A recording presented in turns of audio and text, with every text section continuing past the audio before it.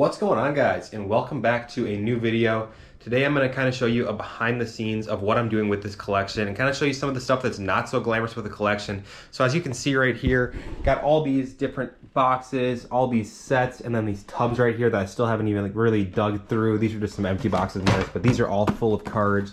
But pretty much this box has 2,500 cards that I have priced and listed and are live on my eBay, as well as this box has a bunch of cards that are priced and listed on my eBay. So I've listed about 3,500 cards from the collection so far, but now we're starting to dig into this stuff right here, which is the complete sets. And I've sold off the 1971 set, but here's a 73 set. But as you can see, I've got a bunch of complete sets that I don't really know what I'm gonna do with them. So like I've graded a lot from some of these earlier sets like 72, 75, and 70. So I think what I'm doing today is going to be pulling all the cards from the 1970 binder, getting them in chunks of 50 so then I can scan them with my scanner and we can list them on eBay, get them priced, and we can start making some sales on that because there's a lot of money to be made there. So I'm just gonna show you guys a little behind the scenes of how this is all gonna work. So come with me, let's check it out.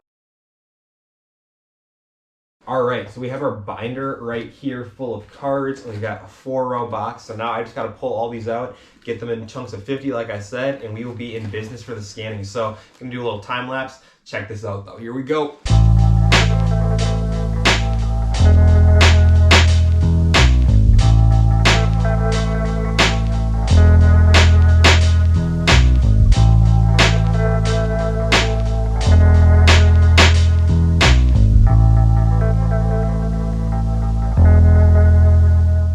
Just like that, we have an empty binder right here, and we have a box full of 1970 Topps cards, as you can see here. I like to divide them out in stacks of 50 so that it's very easy when you're scanning them and putting the SKU numbers on them. That's what these little flags are for, is I'll write the SKU numbers.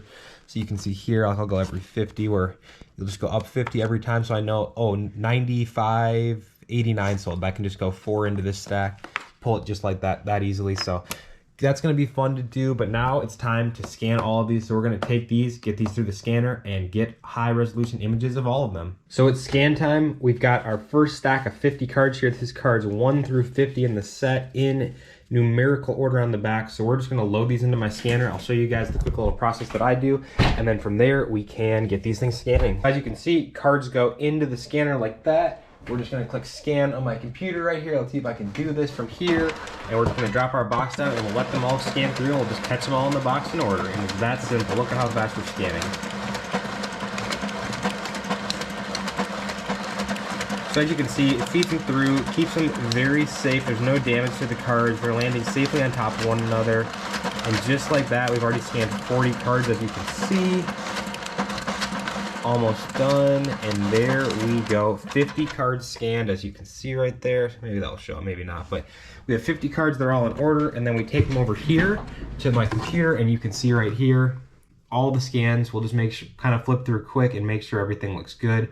But pretty much that is the process. So we're going to do that for the other 700 cards here in this lot, and after that we will just get these things priced. What's going on, guys? It's the next day and I got everything listed into Card Dealer Pro. I just need to price everything. So there's exactly 700 cards that need pricing. And throughout today, I've kind of got the first 150 done. So I'm doing it in chunks of 50. And that's one of my goals I try to do with this collection every day, is I try to knock out at least 150 listings a day. So I feel like anything over that is still manageable. You can still do it, but it just kind of gets repetitive after that. So for me, the system I found is list 150 a day, or I should say price 150 a day. And then on eBay, I'm listing 100 different cards every single day. So every day there's 100 new cards going on my eBay, and I'm just kind of creating that reservoir, that bank of 50 extra cards that just sits on my desktop waiting to be posted every day, which is an awesome thing to have, because there's days where you don't want to post and you have, like right now I've got 14 different listings with 50 cards sitting on my desktop. So I'm set for a week if I didn't want to price any cards for a week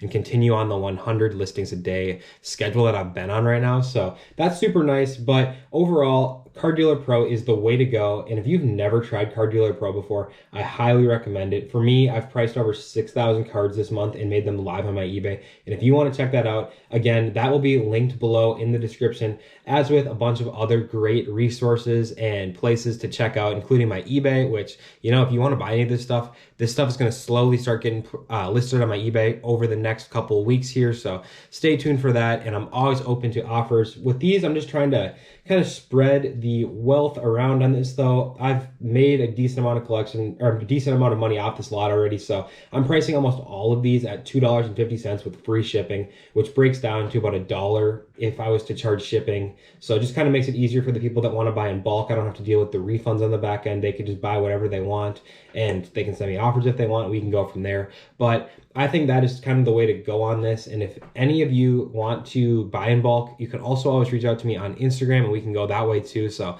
that's going to be an easy way to go about it. And one more thing I want to add into this video is that I've been buying a bunch of different collections. I actually just bought a collection a couple days ago. It was a smaller one, maybe about 1,000 total cards, and a lot of it was junk, a lot to be thrown away. I can show you right here. It's just like these random 70s, 80s base. Let's flip this box around so you can look at it. But random 70s and 80s base cards for football, baseball, stuff like that. A little bit of hockey mixed in there. But so nothing crazy right there. But I did pull a lot of the nicer stuff. There was a ton of solid football. Like, you got OJ right there. Another OJ. Nolan Ryan. That's an O-Pee-Chee, actually. An O-Pee-Chee Johnny Bench. So this is definitely good stuff. And there's 400 cards that I pulled from this collection and listed on eBay right now that are all available. So if you want to check out any of these, click the link in the description. Again, I know I'm plugging that pretty hard in this video, but there's a ton of this 77 O-Pee-Chee. I have a ton of that. Those singles priced at like $1 a piece. Very, very affordable, trying to help people out. And then these cool wholesome bread cards, they are kind of regionally distributed cards. They were in packs of bread in Minnesota and Wisconsin in 77 and 1978. So there's a lot of Packers and Vikings, but there's also some other random ones. And what the cool find in this collection was right here. I'll just pop them on camera. I had 2 of them actually, and I'm going to be grading them, I'm pretty sure. But there was 2 of the 1978 wholesome bread cards right here of Walter Payton, which is the most desirable card in that set. These things can go for upwards of $350 to $400 in like a SGC or a PSA 5. So I might gamble on them and see what happens. These are not in great condition whatsoever. They have a bunch of scratches. The surface is just butchered. The corners and the edges are so rough. Centering's not great either, but I still think that this one right here is going to be very interesting to see what happens. So these are going to get sent out to SGC, most likely just for a quick turnaround, just to get them authenticated. And I think it'll just be easier and just a little more transparency on the sale, whether they're a 1 or whether they come back a 3 or a 4 or whatever they come back. I just think that will be a great way to go about it. But that was a fun little find in the collection. And one other really cool card that I found in the collection from that same set. Let's see if I can pull it really quickly here. There was a bunch of the other ones. There was Archie Manning, some other fun stuff. I don't know if I'm going to be able to find it right now, but lots of really cool stuff in that collection. So if you're interested in that, a bunch of more 70s and 80s vintage football and baseball right here. The 1970 set in this row is going to slowly be uploaded. I've got the first 150 priced, and those will be getting listed pretty soon, but we'll get through all these very soon. And in the meantime, I have all of these sets right here, which are complete top sets from 1972 through 1980 right here. And I'm honestly thinking these are probably going to get sold as complete sets because it's a lot of work to list these individually. And honestly, maybe some of them you'll make more money on in the long run, but being able to get $1,000, $2,000 for a lot of these earlier sets makes a lot more sense to me. Like I can just flip through one of these top ones right here. What do we have here? This is 77, so maybe that's not the right one, but there's a bunch of really fun sets that are worth grading. And like right here, she got 74. So this is a complete 74 set. Very decently graded, and it's a pretty well curated set. Decent centering, very, very sharp cards. So this is one that I don't know if I'm going to break down because I did the 1970 set as a little test, and just seeing how many cards there are that are worth $1 and that probably aren't going to sell quickly really makes me think that it's just better off to sell these as complete sets, help out somebody who's looking to buy a complete set and make over $1,000. So there's going to be a lot of these. I think 75 is going to be the only set that I keep for myself just because I love the design on that one, but lots of really cool stuff here. So if you're interested in that, those are available, and you just got to reach out via DM or leave a comment and we can work a deal. So thank you guys for watching this video. I thought it'd be really fun just to show you guys a little behind the scenes of what I'm doing with this collection and give you a little update because I haven't updated you guys in a while. So that was pretty fun for me. Hopefully you guys enjoyed it. And if you did, make sure to leave a like and consider leaving a comment. It really helps me. So we'll see you in the next one. If you enjoyed that though, peace.